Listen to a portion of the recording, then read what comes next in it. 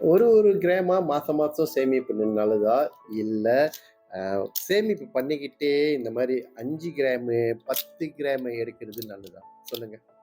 So ஒரு example சொல்றேனே.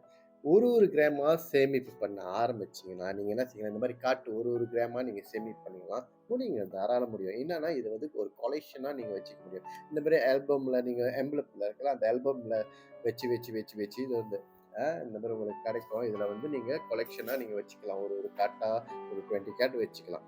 So அத வந்து நீங்க வந்து இது வந்து வித்தாலும் இதோட ஸ்பெக் ரேட் வந்து பார்த்துக்கிட்டீங்கன்னா 9% வரும். ஸோ அதே மாரி நீங்க வந்து இந்த மாரி கோல்ட் பார் இந்த மாரி கோல்ட் பார், இந்த மாரி நீங்க வந்து சேமிப்பு பண்ண 5 கிராமா, இல்ல 10 கிராமா நீங்க சேமிப்பு பண்ண ஆரம்பிச்சீங்கன்னா, கொஞ்சம் கொஞ்சமா சேமிப்பு பண்ண ஆரம்பிச்சீங்கன்னா, ஸோ வச்சுக்கிட்டீங்கன்னா, ஒரு வருஷத்துல நீங்க 10 கிராம் சேமிப்பு பண்ணிட்டீங்க. அதுவும் ஒரு கோல்ட் பார் தானே, இந்த மாரி சேமிச்சீங்கன்னா, இது ஸ்ட்ரைக் ரேட் வந்து கொஞ்சம் குறைவா இருக்குங்க. 8.5 தான்.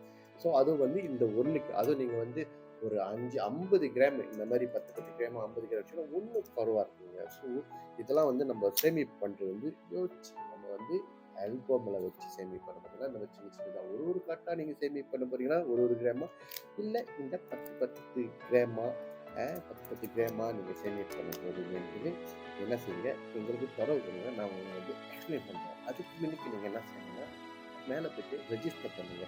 ரெஜிஸ்டர் பண்ணிட்டு எங்களுக்கு ஃபோனும் பண்ணுங்க. ஓகேங்க. ஆனா மறந்துடாதீங்க எங்கள ஃபாலோ பண்றதுக்கு. பாய்.